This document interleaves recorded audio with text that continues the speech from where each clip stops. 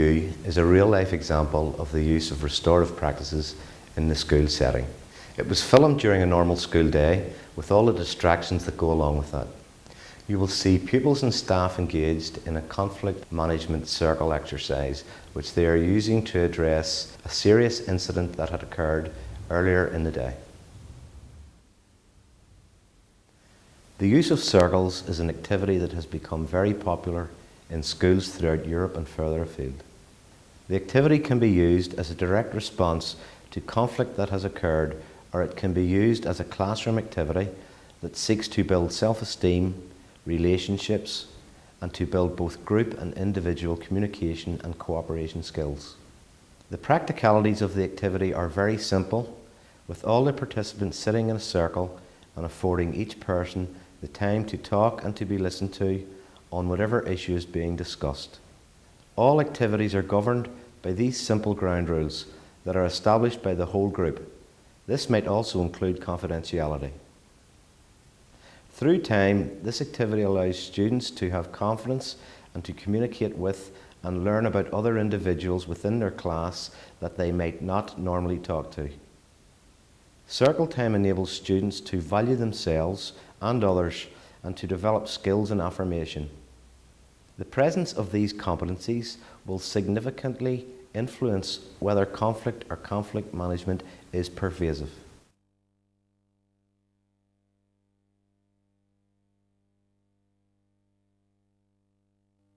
The reason we've brought you here today is because we've noticed that with this particular group and some of the people in this group that relationships and behaviour with some teachers still hasn't improved, and some people have complained and said that they're not happy, and we've asked some of those people to drop in today and talk to you. The idea of the circle is that everybody has an opportunity to talk and explain. Everybody has an opportunity to get a sense of what the other person feels. How does Miss feel when she has to deal with the things that you present, and how yous were feeling at that time. And all of this is about everybody walking away and understanding a wee bit more about each other and what they feel. Part of what the circle does is it makes you think about your behaviour, right?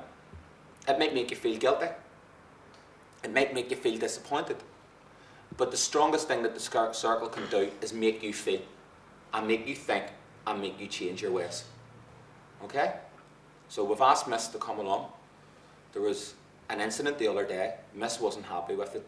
So we're going to give Miss an opportunity just to say how she feels and how she's seen that lesson through her eyes. I want you to listen, and you'll be given an opportunity to speak after Miss. Okay? Happy enough? You all know the format, okay? Right, well, I'm sure you all know what class I'm speaking about. Yeah, Wednesday afternoon. And to be honest, right, 7 weeks I'm teaching here, and 7 weeks of Hedges, and I thought we got on fairly well.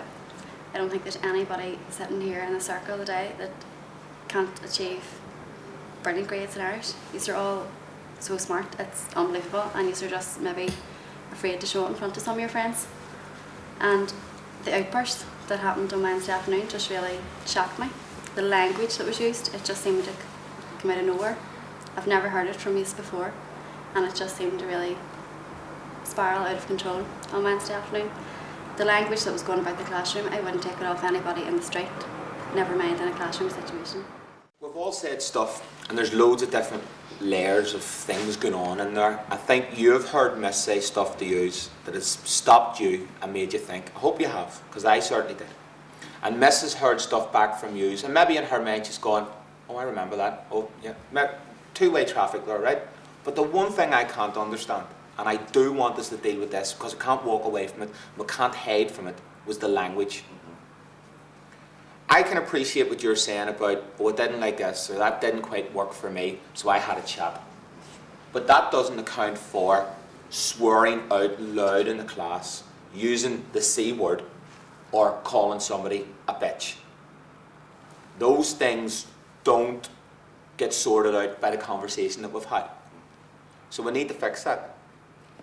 We need to explain that, where that came from, why that happened, or maybe just simply why that was wrong. You have to stick your head up and say, here's a justification for that, here's why it happened, or you have to say, I was totally out of order. So I said, whenever I was cursing, it was really order, like, but it was because there was somebody sitting over the other side of the class, and he was throwing stuff over me and Kieran and hit me on the neck, and then I threw it back, and then I got hit with a pen again, so that's when I started cursing. Then he kept on doing it. Miss didn't see me. He was sitting over the other side of the class, like the opposite of me and Kieran. That's why I got so annoyed at it. I didn't say anything to Miss, like, just talking in my own hands. Didn't say, Miss, he's throwing stuff at me. Just started slamming him and throwing back. Do you take Mrs. point about the word that you chose? Are you now starting to learn a wee bit about your use of language and how a female can really be taken aback and devastated by one word? And why do you think that was? Yes, sir, because it's not the right language to be in front of females. Because you wouldn't say in front of your mom, especially in front of your no, girl. Yeah, I take your point. Yeah. Other things that were said? I think we're just past talking page drives. Everyone to refer state on this one, we're all there. I made that comment. It wasn't Kieran, it was me. But I really didn't mean to say it out loud. It just slipped out. How do you feel about it now? I know I don't have the law. How do you feel about it now? Terrible. I appreciate your honesty, and thank you for being honest and admitting it was you. I'm sorry for cutting in the class. Is that it? I speak on behalf of the whole class here. The whole class is sorry we got on because it wasn't fair to treat you like that.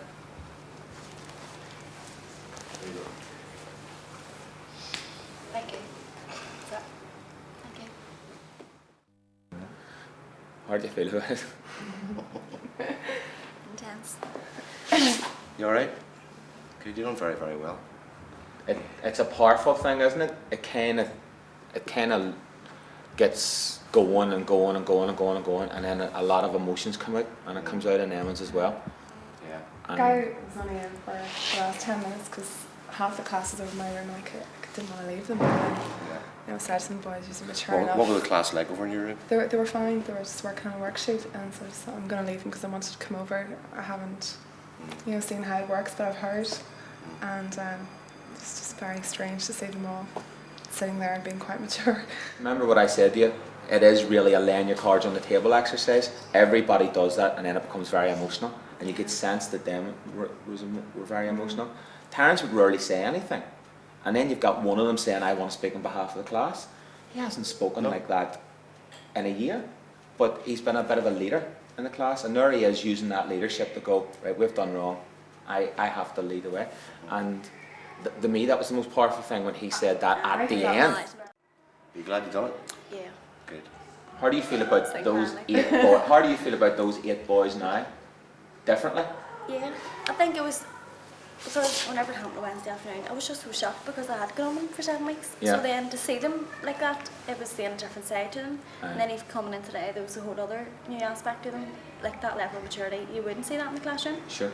And their honesty, actually taking responsibility for their own actions. You would never see that in the classroom because they are always trying to impress their mates and I'm the big lad and I'm going to show off, do this, that and the other. And to come in here and do it, I give them every credit because if somebody had came to me in school and said, right, we're going to do this for your class, I know I'd have sat like a wee mouse and you'd have passed the hurling ball to me 20 times and I'd have passed it on.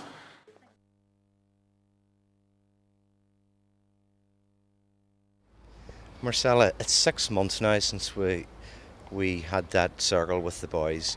Can you remember that night, reflecting back on it, how you felt about what had been on that day in school? I think that night I was just shell-shocked at what had happened, how honest the boys were, how honest they could be in a group with their peers that they knew they had to face again.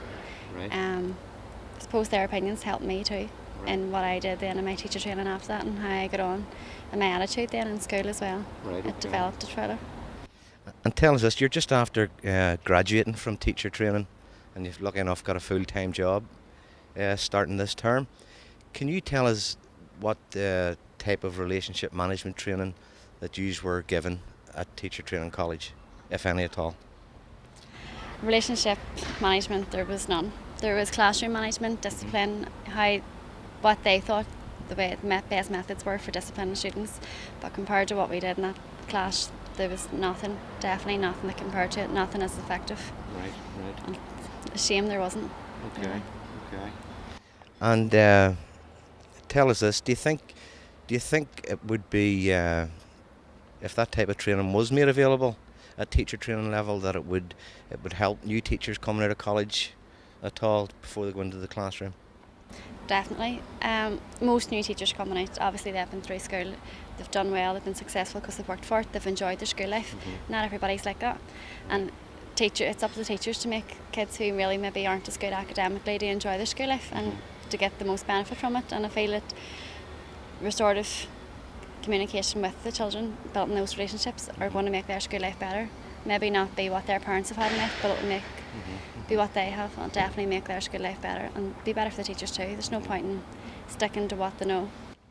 I remember we were having a conversation in the staff room, and some of the teachers had basically said that was a soft option for the boys after what had happened. Do you think it was a soft option or a hard option for them to do what they've done, and for the teacher to do what you had actually done? I think whenever I was first approached about doing it, I sort of maybe thought maybe it was a soft option, but then after being in that atmosphere, being in the circle with the boys and seeing what they actually had to do, what they had to live up to, it opened my eyes, and it definitely was not a soft option. Like, to spend kids to go home, torture their parents for a while, the relationships then between the parents and them is uneasy because the parents need somebody to look after them while they're maybe working. The relationships between the school and the parents then are affected because they're thinking, right, well, why did you do this to my son? You didn't do it to another student. Putting them in a situation like that, they have to take responsibility for their own actions, and they're in with their peers who have to face again and again, so they know they have to be honest, they have to do it. And do you think it definitely, the exercise was effective in that it addressed the harm that had been caused there and then, as opposed to maybe them getting suspended for a week and it being forgot about? Yeah, definitely. Suspend kids, they go home, spend a week doing nothing, watching TV. They don't think about what they've done or why they are suspended. They just look at it as a week off and come back into school. They don't realise the harm they've done. Put them in the circle of time, mate, they had to speak about what they've done, and they realise that maybe they mightn't think that abusive language or cursing, foul language in the classroom atmosphere isn't a bad thing, but that it actually is. Maybe that's their norm, but put in that situation in a classroom, they can't do that, and it's things they're going to have to learn. Like, it's going to come out in their employment. They can't do it if they're working in offices or whatever employment they come to. So they have to to learn now. And what about the actual final outcome? Were you surprised at that? Definitely surprised the very last day. I think I really enjoyed my last day, and if I hadn't have done maybe circle time with them, I don't think we would have built up the relationships again. I don't think they would have even made an attempt to build up the relationship before I left, because they had it in their head that I was only there for a while, I was leaving. They didn't care, but that helped them. They knew they'd done wrong and had to make an attempt to. And would you be confident enough maybe to use those type of practices again in your future teaching career? Yeah, definitely an effective way of managing the relationships between kids and teachers. Definitely be involved in it. Thank you very much, Marcella.